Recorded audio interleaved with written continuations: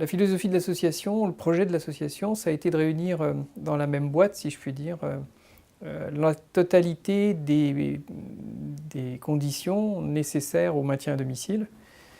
Donc le sanitaire avec l'hospitalisation à domicile, le médico-social avec les services de soins infirmiers à domicile, le social avec l'aide de domicile, que certains appellent l'aide ménagère, et puis tous les services, à savoir le transport accompagné, les portages de repas, les petits bricolages, la télésécurité, etc. Donc en fait, le projet associatif qui a été développé au fil du temps, ça ne s'est pas construit comme ça d'un seul coup, c'était de s'apercevoir que quand une personne aidée recherchait quelque chose, ou plus exactement quand quelqu'un recherchait quelque chose pour un de ses proches, c'était très compliqué.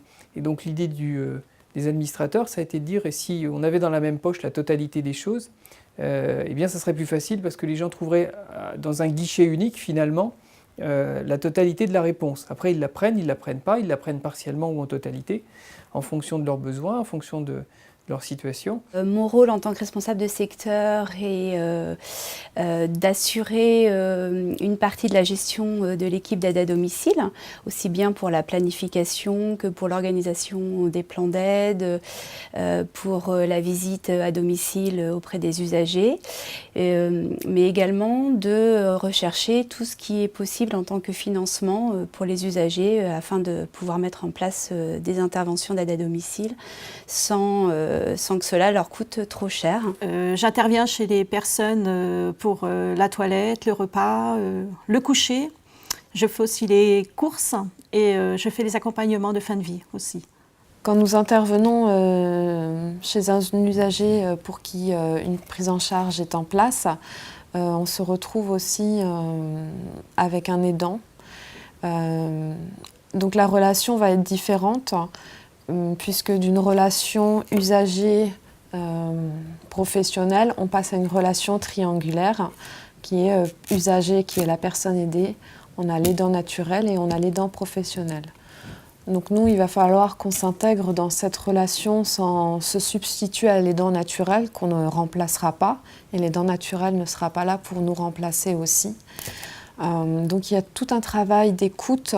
Au départ, quand on arrive à domicile avec l'aidant, on instaure un dialogue. Après, il faut quand même un certain temps d'adaptation pour que l'aidant nous fasse confiance et qu'il nous laisse le relais. Parce que finalement, c'est un relais qu'on prend pour que l'aidant puisse faire autre chose ou avoir d'autres activités. L'aidant, c'est une personne qui en général a pu s'isoler socialement parce qu'il sort moins.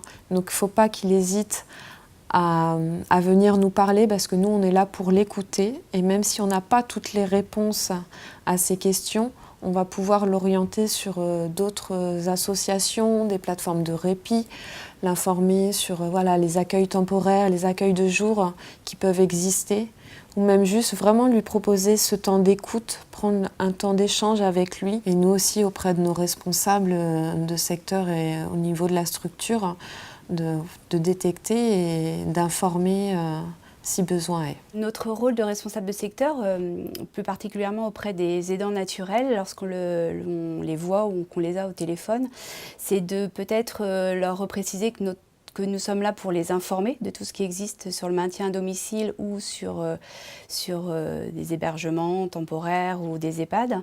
Et puis également leur dire qu'ils ne sont pas seuls, que certaines missions qu'ils faisaient jusqu'à présent peuvent être effectuées par des professionnels, que ce soit des aides-soignantes, des infirmières, et qu'il faut absolument qu'ils puissent peut-être prendre du recul sur certaines choses et nous passer le relais et que nous, on passera le relais à d'autres professionnels.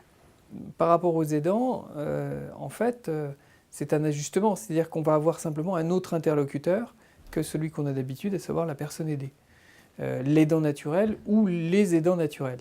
Et puis je souhaitais également dire que nous allons probablement dans les mois qui viennent, dans le cadre de la loi de l'adaptation de la société au vieillissement, pouvoir intégrer, puisque c'est prévu par la loi, des heures d'aide, non plus seulement uniquement pour l'usager qui est dépendant par l'âge ou par le handicap, mais également pour son aidant ou ses aidants naturels, donc, puisque la loi prévoit effectivement une extension du plan d'aide en direction des aidants naturels. Voici quelques conseils pour les aidants. Ne restez pas seul, On est à votre écoute. ne culpabilisez pas. Informez-vous. Et Et surtout, prenez soin de vous.